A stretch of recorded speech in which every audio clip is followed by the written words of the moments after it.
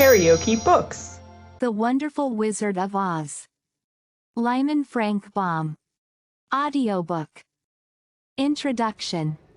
Folklore, legends, myths and fairy tales have followed childhood through the ages, for every healthy youngster has a wholesome and instinctive love for stories fantastic, marvelous and manifestly unreal.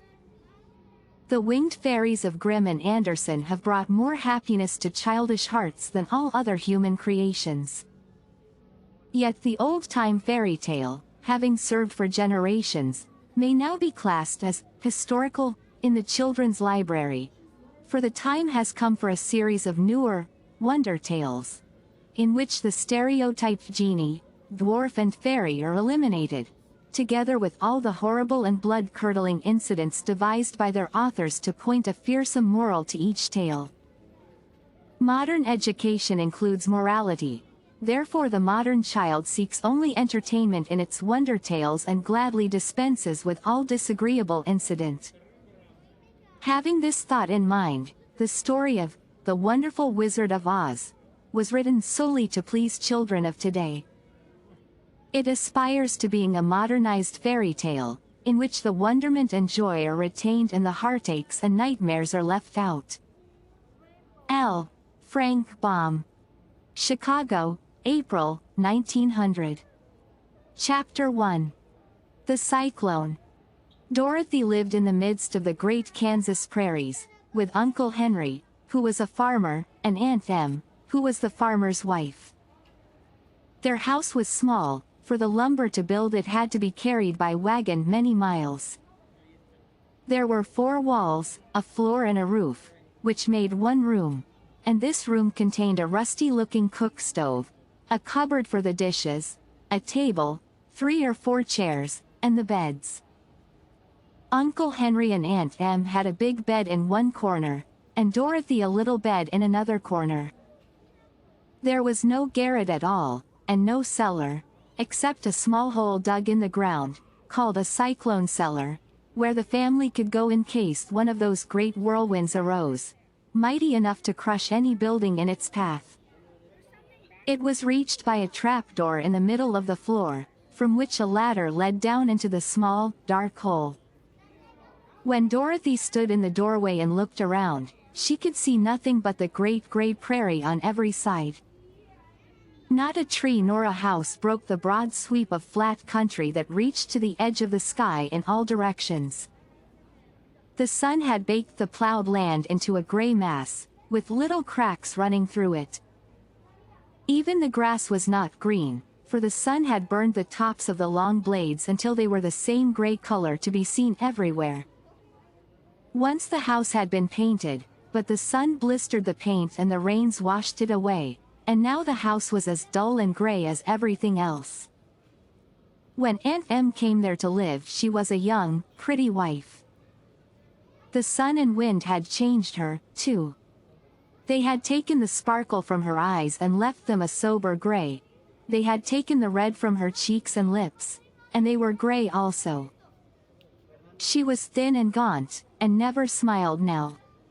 When Dorothy, who was an orphan, first came to her, Aunt Em had been so startled by the child's laughter that she would scream and press her hand upon her heart whenever Dorothy's merry voice reached her ears. And she still looked at the little girl with wonder that she could find anything to laugh at. Uncle Henry never laughed. He worked hard from morning till night and did not know what joy was. He was gray also, from his long beard to his rough boots, and he looked stern and solemn, and rarely spoke. It was Toto that made Dorothy laugh, and saved her from growing as gray as her other surroundings.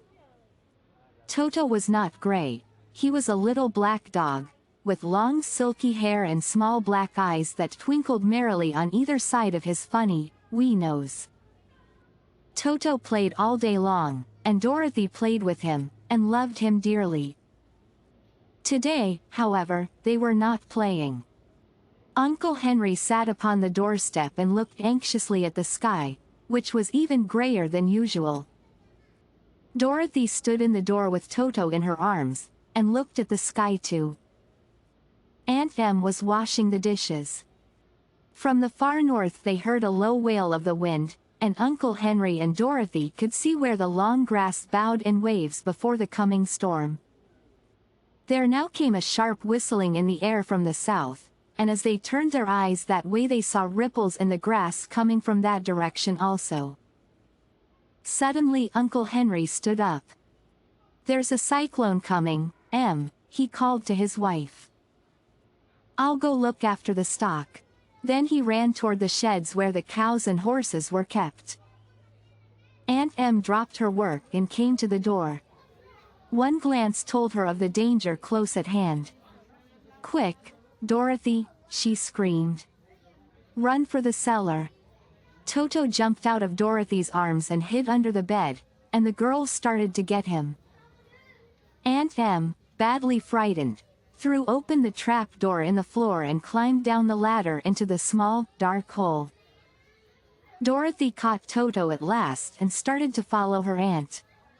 When she was halfway across the room there came a great shriek from the wind, and the house shook so hard that she lost her footing and sat down suddenly upon the floor.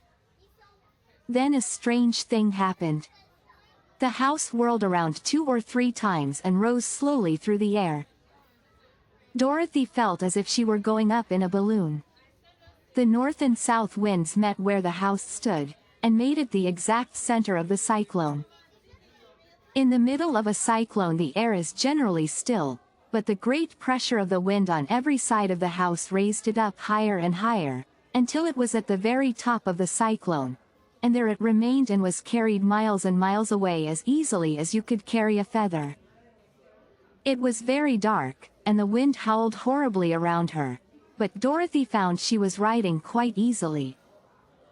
After the first few whirls around, and one other time when the house tipped badly, she felt as if she were being rocked gently, like a baby in a cradle. Toto did not like it. He ran about the room, now here, now there, barking loudly, but Dorothy sat quite still on the floor and waited to see what would happen. Once Toto got too near the open trap door, and fell in, and at first the little girl thought she had lost him. But soon she saw one of his ears sticking up through the hole, for the strong pressure of the air was keeping him up so that he could not fall.